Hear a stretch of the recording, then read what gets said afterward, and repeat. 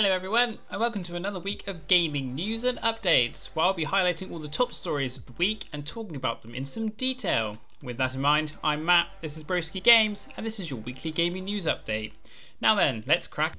First up, Call of Duty Vanguard has been revealed in all its glory, taking us back into the gritty theatre of war with a World War II setting. You will witness the rise of special forces and the change of history, forming Task Force 1 in a gripping campaign across 4 major theatres of war. You can become an original Special Forces operator in an online multiplayer, rich in innovation with 20 maps available at launch. Prepare for a franchise first with the universe-expanding Zombies crossover, and immerse yourself in a fully integrated Call of Duty Warzone experience featuring a new and massive map. This is the most connected Call of Duty ever, all powered by the next generation Call of Duty engine introduced in Modern Warfare. This is Call of Duty Vanguard, releasing on the 5th of November 2021.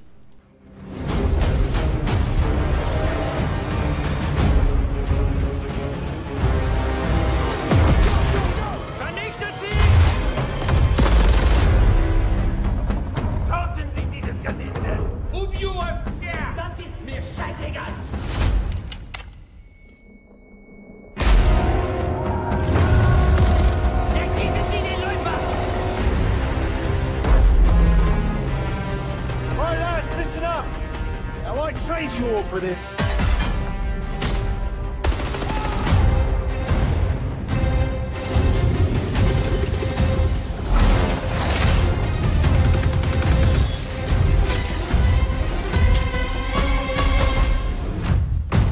This is the theatre of war, Arthur. There's no curtain call for bravery.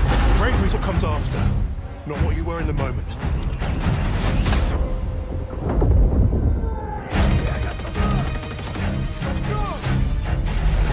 Target locked. Dropping bomb.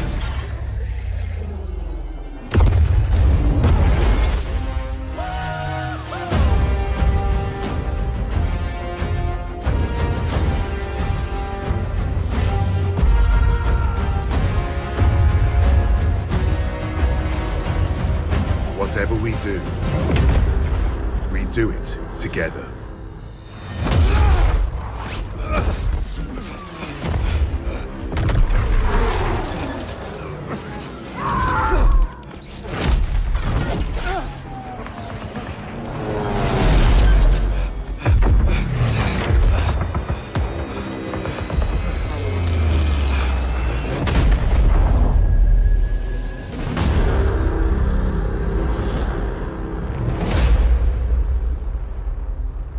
Pre-order now and get early access to the open beta. Digital pre-orders get instant access to the Night Raid, Mastercraft, and Black Ops, Cold War, and Warzone.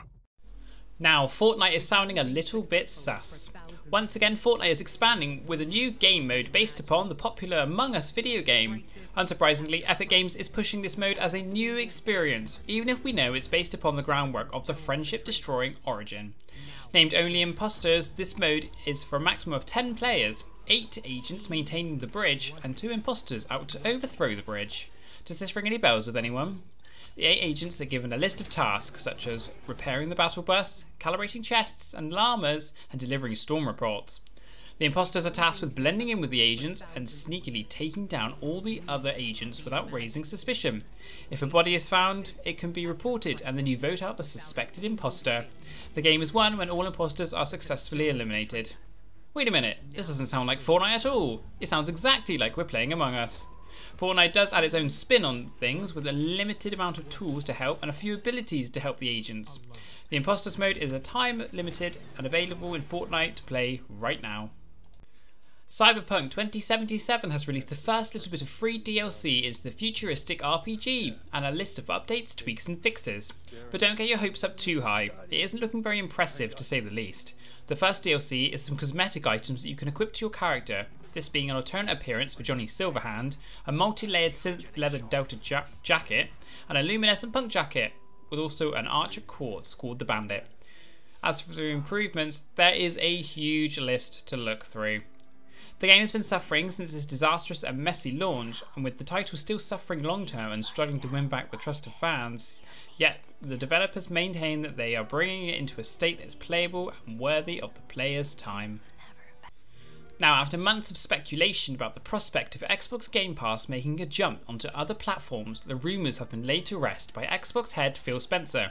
In an interview with Games Radar about the Microsoft gaming ecosystem, Spencer mentioned that he wants to offer the full Xbox experience on other platforms such as Nintendo Switch, but the same platforms are refusing to cooperate, and as a result there are no plans at the moment to bring the Xbox app or Game Pass to these closed systems. He then went on to explain how he can understand why these other platforms may not want something like Game Pass on their systems, but it's not a dead end yet, as the team is still totally open to discussions in the future.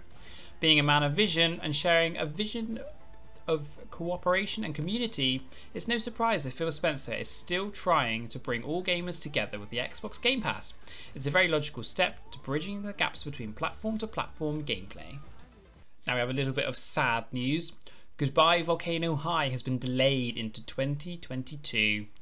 The high school friendly dinosaur narrative adventure game Goodbye Volcano High has been delayed into 2022, which was announced on the 18th of August.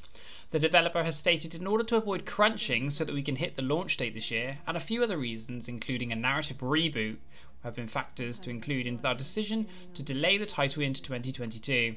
The game is still planned for release on both PlayStation 4 and PlayStation 5. The plot to the game was actually rebooted over a year ago, back in June 2020, with the developer going on to comment, "What began as a daunting and imitating change became a chance to tell a story that we are proud of, alongside a group that trust implicitly with the material."